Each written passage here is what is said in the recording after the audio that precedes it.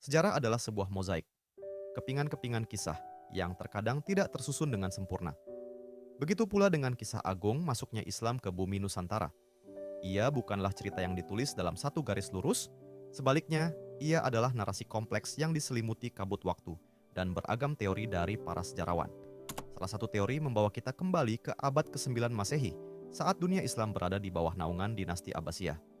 Teori ini menyatakan bahwa Islam datang ke Nusantara secara langsung dari tanah Arab, melalui para pedagang yang singgah di jalur perdagangan internasional yang menghubungkan Timur Tengah dengan Asia Timur. Teori lain menunjuk pada peran penting para sufi dan pedagang muslim dari wilayah Gujarat di India atau dari Persia.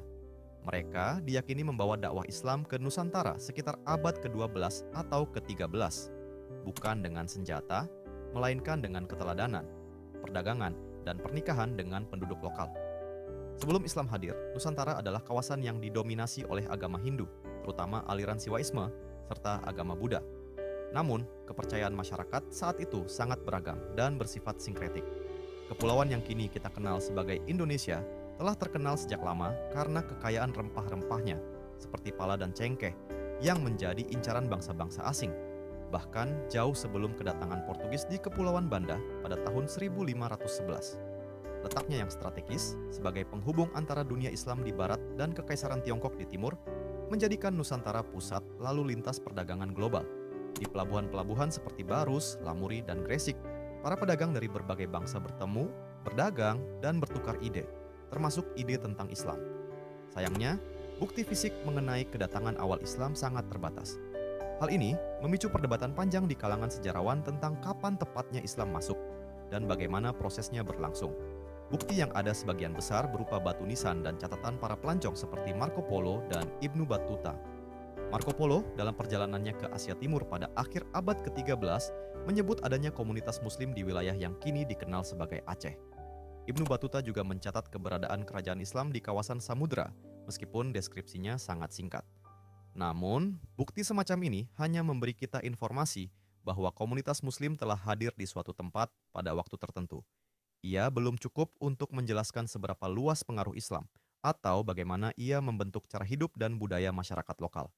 Penting untuk diingat, hanya karena seorang raja memeluk Islam bukan berarti seluruh wilayah kekuasaannya serta-merta telah terislamisasi. Sebuah titik balik penting terjadi di Pulau Jawa, ketika kerajaan Majapahit yang bercorak Hindu-Buddha mulai meredup, dan Kesultanan Demak, kerajaan Islam pertama di tanah Jawa, tumbuh sebagai kekuatan baru. Pada tahun 1527, pasukan Demak di bawah pimpinan Fathahillah menaklukkan pelabuhan Sunda Kelapa dan menamainya Jayakarta, yang berarti kemenangan yang agung. Dari sinilah asal mula nama Jakarta, ibu kota Indonesia saat ini. Penyebaran Islam di Nusantara bukanlah hasil dari penaklukan bersenjata. Justru, ia menyebar melalui jalur dagang, perkawinan, pendidikan, dan dakwah damai. Para pedagang muslim yang menetap di pesisir mulai membaur dengan masyarakat lokal. Mereka menikah dengan keluarga bangsawan, mendirikan masjid, dan memperkenalkan nilai-nilai Islam melalui interaksi sehari-hari. Proses ini berlangsung bertahap. Di Sumatera bagian utara, seperti di Samudra Pasai, Islam sudah mapan pada akhir abad ke-13.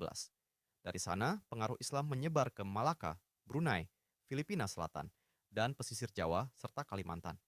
Kesultanan-kesultanan besar seperti Aceh, Demak, Banten, Ternate, dan Tidore menjadi pusat penyebaran Islam dan kekuatan politik baru di wilayahnya.